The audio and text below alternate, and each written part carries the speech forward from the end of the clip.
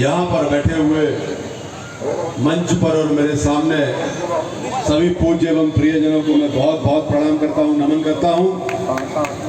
विजय बंधु जी कुछ ही समय के बाद हमारे बीच में यहाँ पधारने वाले हैं और एक बड़ी मशाल यात्रा हम लोग यहाँ से निकालने वाले हैं। हमारे बीच में यहाँ पे मंच पर उपस्थित आदरणीय हमारे क्या किया जाना है, क्या होना है, किसको वोट देना है और किसको वोट नहीं देना है, ये सब मैं यहाँ सुन रहा था। मुझे लगता है कि ये तय करने में तो किसी प्रकार की अब कोई मुसीबत ही नहीं है, क्योंकि कौन नहीं दे रहा है और कौन देने वाला है ये हर स्तर पर तय हो चुका है। जिसको आजमाना था हम लोगों ने आजमा लिया, उन्होंने नहीं दिया। अब जिनको आजमाना है, नीचे से लेकर ऊपर के स्तर तक उनने गारंटी के रूप में आपके सामने कह दिया कि हम आपको ओपीएस सरकार बनने के बाद तत्काल लागू करेंगे।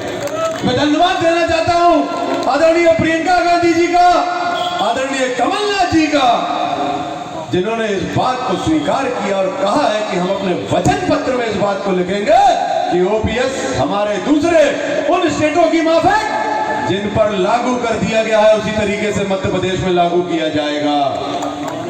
अरुण भैया आप कह रहे थे कि इसकी समस्या का समाधान तो वैसे ही हो जाएगा कि अगर विधायक और सांसद ये तय कर ले कि अगर आपको पेंशन ओल्ड पेंशन नहीं दी जाएगी तो हम लोग भी पेंशन नहीं लेंगे। मैं अपने स्तर पे तो यह घोषणा करता हूं कि कांग्रेस की सरकार बनने के बाद अगर 3 महीने के अंदर ओल्ड पेंशन योजना कांग्रेस पार्टी ने शुरू नहीं की तो मैं महापौर के नाम पर नगर निगम जबलपुर से एक भी पैसा नहीं लूंगा और नियुक्ति दिनांक से वरिष्ठता के आधार पर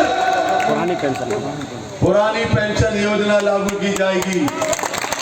एक और बात मैं आपसे वादा करता हूं, यद्यपि मुझे कोई विधानसभा का चुनाव नहीं लड़ना है, लेकिन अगर मैं विधानसभा का चुनाव लड़ा, जीता, मेरी सरकार बनी तो पेंशन मिलने और नहीं मिलने का इंतजार मैं नहीं करूंगा। यहां आज आपको बड़ा पत्थर पे यह वादा करता हूं कि अगर ओपीएस लागू नहीं हुआ तो 6 महीने के अंदर विधानसभा से इस्तीफा दे दूंगा।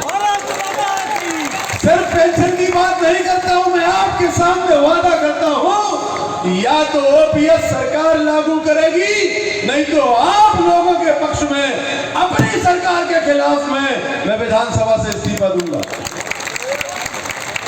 मैं आप सबसे ये वादा करता हूं। नेम सिंह भैया,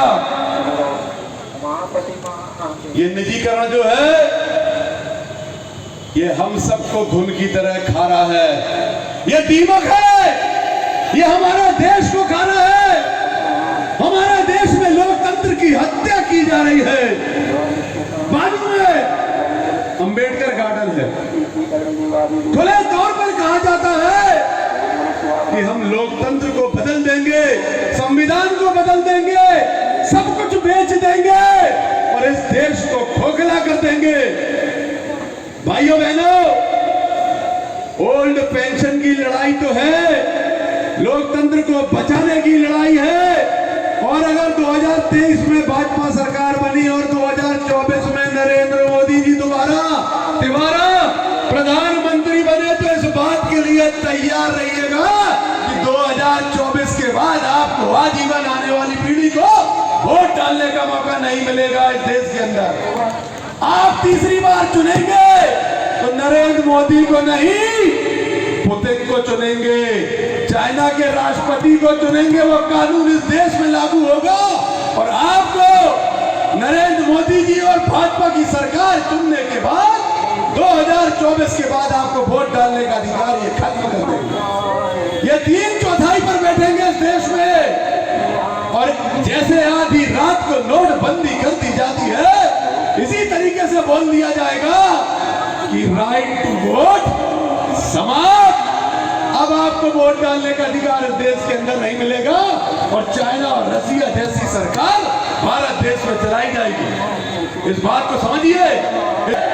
ये पेंशन बंद नहीं कर रहे हैं, इन्होंने विकास को रोका है, इन्होंने देश को खोखला किया है, लोकतंत्र को हिलाया है। इन्होंने सिर्फ फैक्ट्रियों का निजीकरण नहीं किया है, इन्होंने मीडिया को भी हिलाने का प्रयास किया है।